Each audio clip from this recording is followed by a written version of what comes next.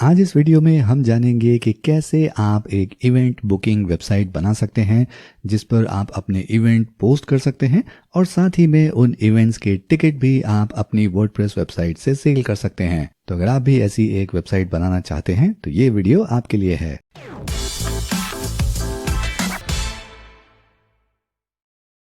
नमस्ते दोस्तों, मेरा नाम है अंकित और आप देख रहे हैं मैगजीन 3 यूट्यूब चैनल जहां हम बात करते हैं वर्डप्रेस की। अगर आप भी इससे जुड़े और वीडियोस देखना चाहते हैं तो सब्सक्राइब कीजिए इस चैनल को और बेल आइकन दबाना नहीं भूलिएगा ताकि हमारे अगले वीडियोस का नोटिफिकेशन आपको मिल सके सबसे पहले। तो अगर हमें अपनी एक इवेंट बुकिंग वेबसाइट बनानी है तो हमें चाहिए होंगी दो चीज़ें। एक ऐसा फीचर या ऐसा प्लगइन जिसकी मदद से हम अपने वेबसाइट पर इवेंट को पोस्ट कर सकें, और दूसरा एक ऐसा प्लगइन या फीचर जिसकी मदद से हम इन इवेंट्स के ऊपर टिकट सेल कर सकें, वो भी अपनी वर्डप्रेस वेबसाइट से।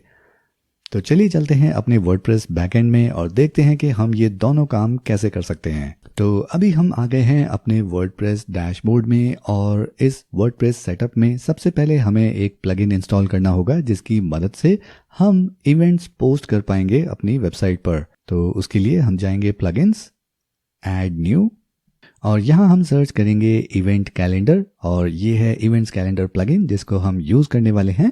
तो इसको करते हैं इंस्टॉल नाउ पर क्लिक और उसके बाद क्लिक करेंगे एक्टिवेट। तो इस प्लगइन की मदद से हम अपने वर्डप्रेस वेबसाइट पर इवेंट क्रिएट कर सकते हैं। आइए चलते हैं इंस्टॉल करते हैं दूसरा प्लगइन जिसकी मदद से हम इस इवेंट जो हमने क्रिएट किए हैं अपनी वेबसाइट पे उसके लिए टिकट भी सेल कर पाएंगे। तो उसके लिए हम वापस जाएंगे अपने प्लगइन सेक्शन में और क्लिक करेंगे ऐड न्यू पर, और इस बार हम सर्च करने वाले हैं इवेंट टिकट। तो ये है इवेंट टिकट्स प्लगइन और ये भी सेम डेवलपर्स ने बनाया है जिन्होंने इवेंट कैलेंडर प्लगइन बनाया है। तो इसको भी हम कर लेते हैं इंस्टॉल और उसके बाद क्लिक करेंगे एक्टिवेट पर।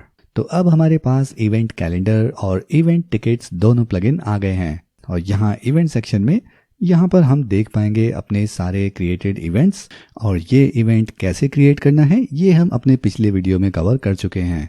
तो उस वीडियो का लिंक ऊपर आपको आई बटन में मिल जाएगा या फिर वीडियो के डिस्क्रिप्शन में। तो फिलहाल इस इवेंट को अगर हम अपने फ्रंट एंड में देखेंगे तो यहाँ हमें इवेंट का टाइटल, उसका डेट और टाइम, उसकी फीचर्ड इमेज, डिस्क्रिप्शन, और हम इस इवेंट को अपने गूगल कैलेंडर और आई कैलेंडर में ऐड कर सकते हैं उसका लिंक। उसके अलावा अगर हम वापस इवेंट्स में जाते हैं तो यहाँ पर हम अपने अपकमिंग इवेंट्स देख सकते हैं, साथ में इसकी मंथली कैलेंडर व्यू भी मिलता है। तो इस तरह से हम इस प्लगइन को यूज़ करके अपनी वर्डप्रेस वेबसाइट में इवेंट्स क्रिएट कर सकते हैं। तो चलिए अब चल के देखते हैं कि कैसे इस इवेंट के लिए हम टिकट भी सेल कर सकते हैं। और क्योंकि अब हमने इवेंट टिकट्स प्लगइन इंस्टॉल कर लिया है तो यहाँ पर हमें टिकट्स और पेमेंट का ऑप्शन मिल जाता है। तो सबसे पहले चलते हैं टिकट्स पर। तो यहाँ पर हमें ऑप्शन मिलता है कि हम अपने टिकट्स कहाँ पोस्ट करना चाहते हैं, तो हम यहाँ से सिर्फ सिलेक्ट करेंगे इवेंट्स पर।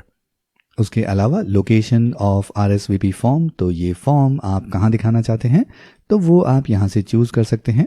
तो फिलहाल हम इसको इसकी डिफ़ॉल्ट लोकेशन पर रहने देते हैं, और लोकेशन ऑफ टिकट फॉर्म इसको भी आप चूज़ कर सकते हैं कि कहाँ डिस्प्ले कराना है, तो इसे भी हम डिफ़ॉल्ट छोड़ देते हैं। उसके बाद ऑप्शन आता है डिस्प्ले टिकट लेफ्ट थ्रेशोल्ड। तो अगर आप चाहते हैं कि आपके लेफ्ट टिकट थ्रेशोल्ड आपके टिकट चेकआउट पर दिखाई दें तो वो नंबर आप यहाँ से सिलेक्ट कर सकते हैं।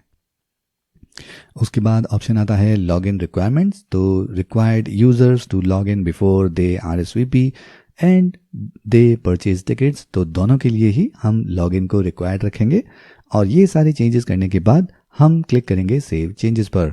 उसके बाद हमारे पास ऑप्शन है पेमेंट्स का। तो हमने टिकट तो क्रिएट कर दिया, अब उसको परचेज कैसे करना है वो हम यहाँ से देखेंगे। तो यहाँ पर हमें ऑप्शन मिलता है इनेबल टिकट कॉमर्स, जिसके अंदर हमें पेमेंट गेटवे मिलते हैं स्ट्राइप और पेपाल। तो इसमें से जो भी आपका पसंदीदा पेमेंट गेटवे है उसको आप यहाँ से कनेक्ट कर सकते हैं, और एक सिंपल प्रोसेस की मदद से ये कनेक्ट हो जाएगा आपकी वर्डप्रेस वेबसाइट पर। उसके बाद हमारे पास ऑप्शन है इनेबल टेस्ट मोड का।